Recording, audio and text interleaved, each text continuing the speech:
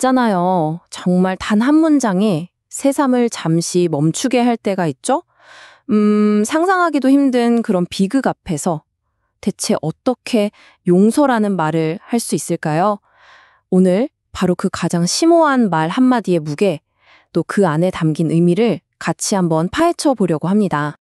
바로 이 말입니다. 그 젊은이, 저는 그를 용서합니다. 이 말을 딱 듣는 순간 정말 머릿속에 수많은 질문이 떠오르지 않나요? 증오가 아니라 자비를, 또 복수가 아니라 용서를 선택한 그 마음은 대체 어디서 오는 걸까요? 이 놀라운 선언 뒤에는요, 아주 단단한 이유들이 숨어 있어요. 이건 그냥 순간적인 감정이 아니었다는 거죠. 자, 지금부터 그녀가 직접 밝힌 그 마음의 지도를 한번 따라가 보면서 이 용서가 어떻게 가능했는지 그 이유를 하나씩 추적해 보겠습니다. 그녀의 용서는 말하자면 세 개의 아주 거대한 기둥 위에 서 있다고 볼 수 있습니다. 첫 번째는 세상을 떠난 남편이 남긴 유산이고요. 두 번째는 흔들리지 않는 신앙. 그리고 마지막은 증오라는 감정 자체에 대한 깊은 철학입니다. 이 세 가지가 어떻게 서로 맞물려서 이 기적 같은 말을 만들어냈는지 우리 첫 번째 기둥부터 한번 살펴보시죠. 모든 건요, 그녀의 남편, 찰리의 이야기에서부터 시작됩니다.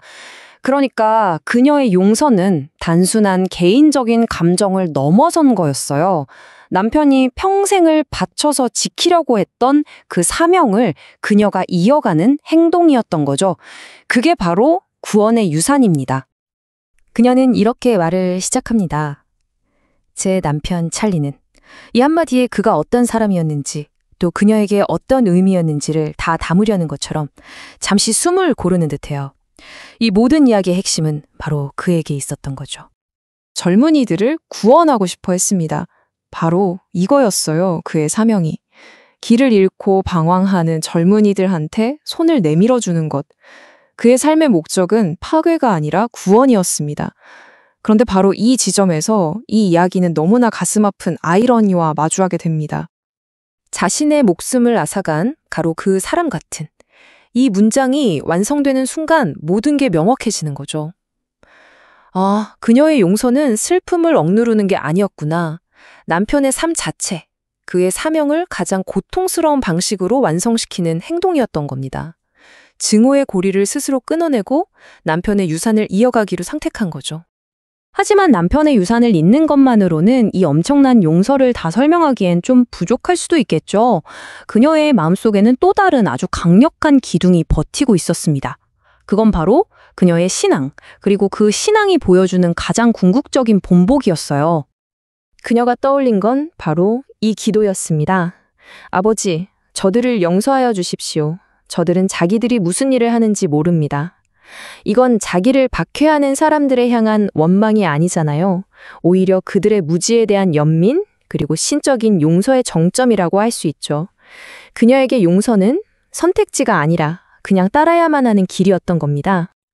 그리고 그녀는 자신의 행동을 이 신적인 본보기에 주저함 없이 바로 연결시킵니다. 제가 그를 용서하는 것은 그것이 그리스도께서 하신 일이기 때문입니다. 바로 이 대목에서 우리는 알 수 있죠. 아, 그녀의 용서는 그냥 단순한 믿음의 차원을 넘어서 삶으로 직접 실천하는 확신이구나. 자, 이제 그림이 좀 더 선명해지는 것 같죠? 남편의 사명하고 그녀의 신앙은 서로 다른 이야기가 아니었던 거예요. 남편의 일, 그러니까 젊은이들을 구원하는 것은 그녀가 믿는 구원자의 행동과 정확히 맞아떨어집니다. 이 두 개의 기둥이 딱 합쳐지면서 인간적으로는 거의 불가능해 보이는 그 용서를 향한 아주 단단한 토대가 만들어진 거죠. 유산과 신앙이라는 이 두 기둥 위에 그녀는 이제 마지막 기둥을 세웁니다. 이건요, 그냥 물려받거나 배운 걸 넘어서 그녀 스스로가 내린 아주 능동적인 선택에 대한 이야기입니다. 바로 증오라는 감정에 어떻게 반응할 것인가에 대한 일종의 철학적인 결단인 거죠. 그녀는 세상에 흔히 제시하는 가장 쉬운 답 있잖아요. 증오에는 증오로 맞서라 는 그 공식을 정면으로 거부합니다. 그녀에게 문제의 본질은 증오, 바로 그거였어요. 자, 그렇다면 해답은 너무나 명확해지죠? 증오가 아닌 것, 바로 사랑입니다. 이게 그냥 감상적인 얘기가 아니에요. 그녀에게 이건 거의 세상의 법칙과도 같은 핵심 신념입니다. 증오는 언제나 문제일 뿐 절대 해결책이 될 수 없다. 그리고 사랑은 언제나 어떤 상황에서든 유일하고 올바른 대안이다.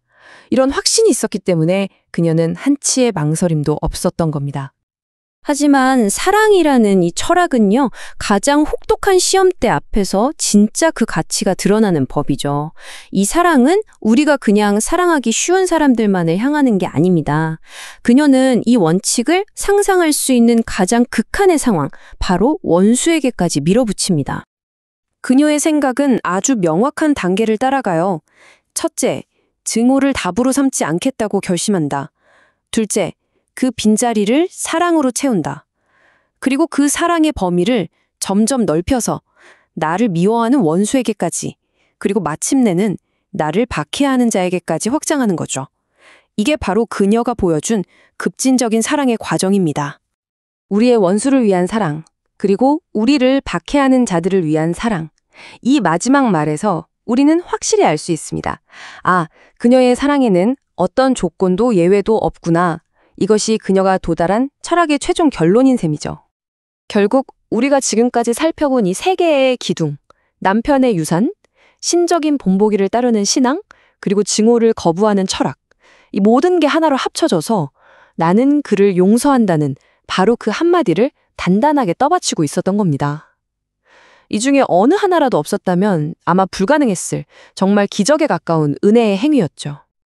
자, 이 모든 걸 보고 나니 우리는 마지막 질문에 다다르게 됩니다. 상식을 뛰어넘고 인간의 본능을 거스르는 이런 급진적인 사랑과 용서의 힘은 과연 어디에서 비롯되는 걸까요? 여러분은 어떻게